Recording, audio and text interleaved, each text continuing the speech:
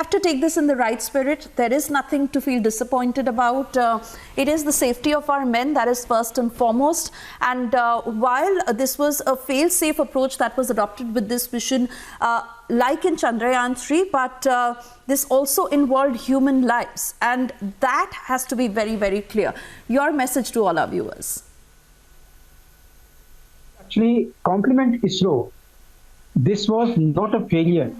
It's a safety feature, built-in safety feature, that should something go wrong before the launch process starts, computer itself shuts down. It's a very advanced feature. Of course, luckily it was a liquid engine. They could immediately shut down within a second. You would have seen the ignition happen, and within 1 second of the ignition, it was shut down. It was shut off. So these are the features which are very, very advanced in the nature. Had it been the solid motor, no, nothing could have stopped it. It would have gone. It would have taken off, and disaster would have been there in future. Here, in this case, what would have happened? I can suspect that, measuring the pressure inside the liquid motor engines, both UH as well as the multi-nitrous oxide. These pressures are mandatory for meeting the propulsion thrust requirements. Should that much of thrust has to be generated, that much of pressure has to be there. So that is one of the components. I'm not talking all the variables. This is one of the components that the last moment, the last second, if those pressures are not sufficient, shuts down. So in this case, countdown has happened. They have come up to 6, 5. So at that 5 seconds, ignition for the transit moment, that 1 second you have seen, and then the computer safety system has measured everything that is much faster than the human thinking. So I compliment ISRO that these features are in place. This is not a failure. It is a safety feature adopted by the inbuilt system, inbuilt computer. The inbuilt computer has prevented any disaster to happen which could have happened after the ignition would have gone through and the system would have taken off from here. So I compliment ISRO to have put in this feature. Of course, I have written a book onto the these aspects, design concepts of the human space mission.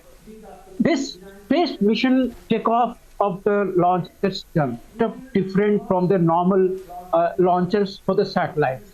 Herein you have got the human, and should the rocket waver off course, or should there be a situation in which the rocket will have to undergo self-destruction?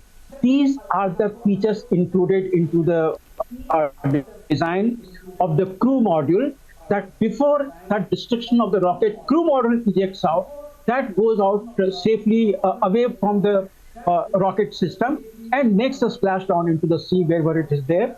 And the entire rocket, which has wavered off the course, so this is beyond the control of the computers of the ground station, that undergoes destruction or crashes. So it's an inbuilt feature that is mandatory for all manned space mission.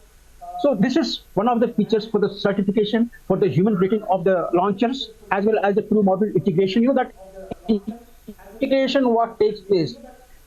This is not a simple thing. This is a rocket science, I must tell you, because they calculate that at a given feature, at any given time, if it is 11 kilometers, at 11 kilometers, how much is the velocity?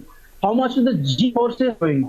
At G forces, at that G forces, the crew module, which is weighing about 4.4 tons, multiply that 4.4 tons with the G forces at that altitude.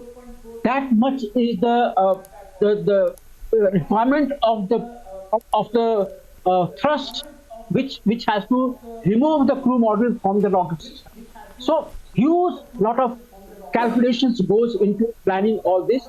Of course, if I was there in the say certification agency, I would have suggested them to even tackle for higher altitudes, greater velocity, and more G forces, the maximum G forces that they would have gone through. But there's a course body of 13 eminent scientists, including Rakesh Sharma and ISRO chairman, everyone is there. They would have taken a concise decision to make this particular draft test plan, which has gone through.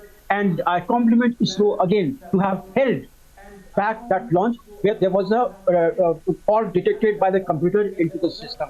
So I compliment ISRO for this. They can always plan another Right. launch for